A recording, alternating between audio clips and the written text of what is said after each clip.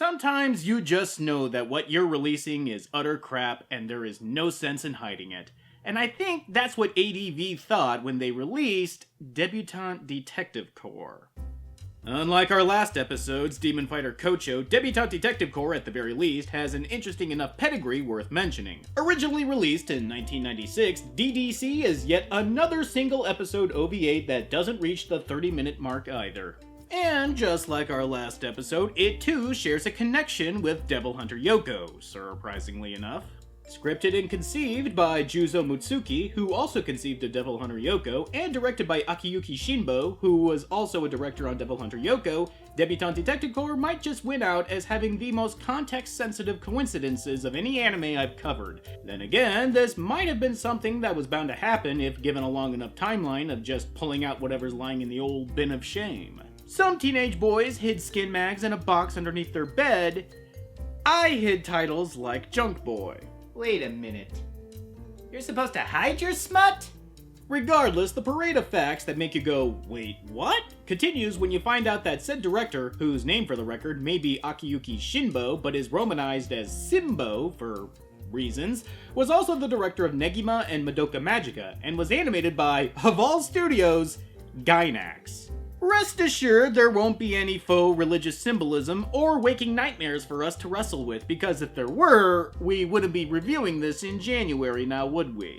Nope, all we have in store for us is yet another dime a dozen OVA that ADV, once upon a time ago, had the utter gall to charge $30 for the subtitled version, which equates to about $1 a minute. Long story short, if I hear any of you miserable pipsqueaks out there complaining about how much anime streaming services cost, I'm gonna come over to your house and lamp you with your $200 Sonico figure. So, without further ado, it's time for us all to eat our broccoli. This is Debutante Detective Corps. We begin with a chilling news broadcast detailing how a pack of bloodthirsty mercenaries have escaped prison. Police describe the escapees as ruthless professional killers skilled at demolition. It is believed they enjoy killing for sport. Details of their escape are under investigation. Bye. Damn it, Odd Job, you cheap son of a bitch. Flash forward to opening ceremonies at a school that's full of oddly familiar schoolgirls. Wait, are these the characters from Sailor Victory? Why are they the characters from Sailor Victory? How are they the characters from Sailor Victory?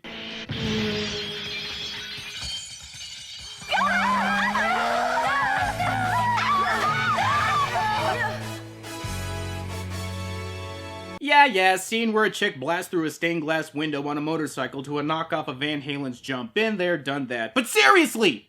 Sailor Victory characters? I have an easier time accepting the presence of Dan Aykroyd in We Are the World! But yeah, a character made a dramatic entrance. Good thing the anime gives us a literal stat sheet of her and everyone else in the titular Debutante Detective Corps as they make their long, drawn-out entrances.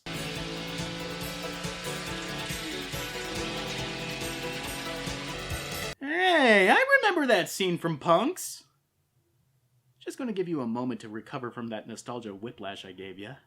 No lie, this entire sequence of the girls from the Debutante Detective Corps showing up for school in increasingly flashy and dangerous ways, bookended by these ridiculous stat sheets, goes on for over 4 minutes. That's over 10% of the entire runtime. Well, maybe these stat cards are absolutely essential to understand the intricacies of these characters, he said with as much aching sarcasm that could crush a water buffalo.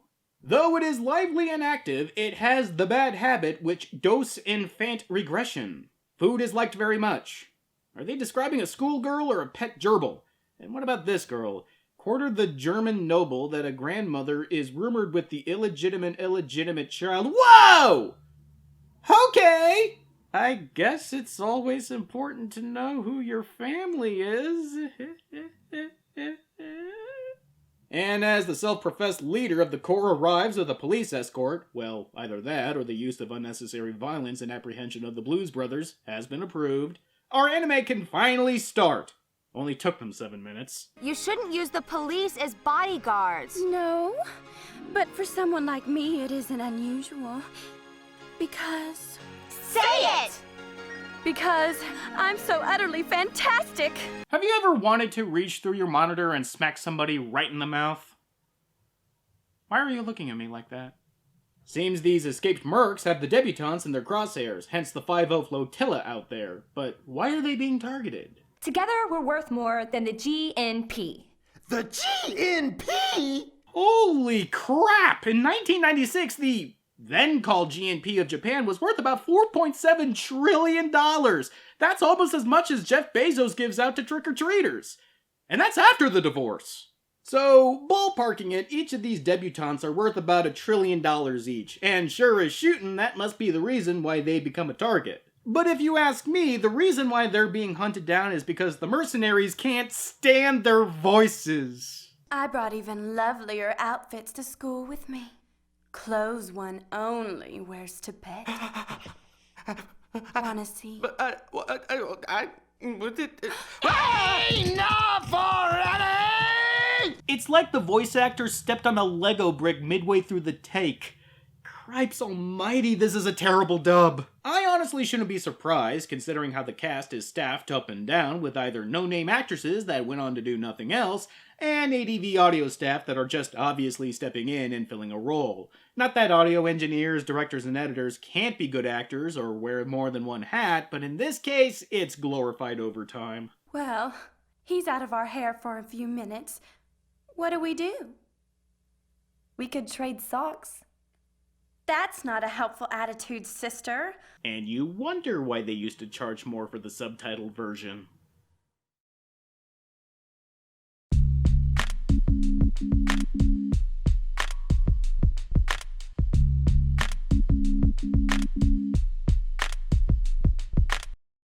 And so, after the detective assigned to protect these girls arrests the principal after tricking him into admitting he's a pervert, you know, for the lulz, the girls decide that they don't need no man, and they hatch a plan to send off the police and fend for themselves by hacking the detective's cell signal and then having one of them, who just so happens to be an expert mimic, impersonate the commissioner and order a retreat.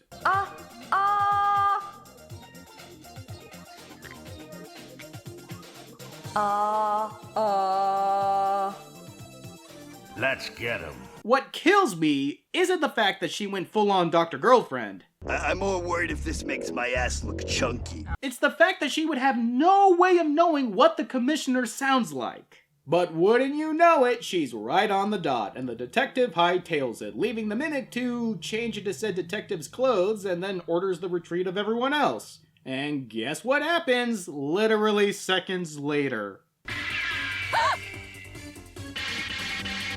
Run or you'll get shot!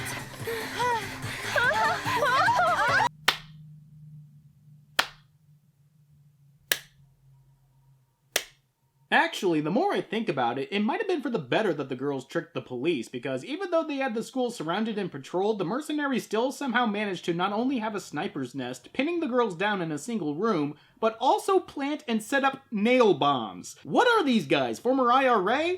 And more to the point, how in the hell did they manage to correctly predict which room these girls would take shelter in, barricade the door shut, and then place there a bomb that looks like Sander Cohen built it? How dare you cast doubt on my advanced clairvoyant powers? A photograph of me bending spoons with my mind. That's the dumbest thing I've ever seen! You haven't seen this anime, have you? That was amazing, Rika. Oh, that was nothing, really. Then why didn't you do it 5 minutes ago? Who cares?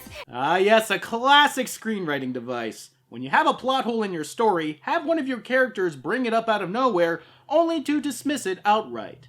I think it was William Goldman who pioneered the technique in The Princess Bride. Iocane. I bet my life on it. My lord, if iocane is odorless, how are you able to smell it? Who cares? We ride!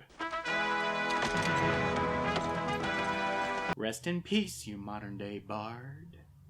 It's an all-out cluster as the girls try to escape the bomb, but in comes a 100-foot-tall soldier to whoop their asses. Yeah, sure, why not? And look at that! A jet fighter. Little girls, this is the end. If my ears don't deceive me, I believe we have just been graced with the performance of the incomparable guy who used to deliver the sandwiches at ADV. Mwah. unmistakable. Also, not sure why the quote-unquote leader here is getting excited at the prospect of meeting a death at the hands of some Hellfire missiles, but you live your truth, sister. And realizing that the anime only has a couple of minutes left, all the stops are pulled out, and the ladies bring us on home by defeating Colossus and the Sandwich Guy in nearly one fell swoop.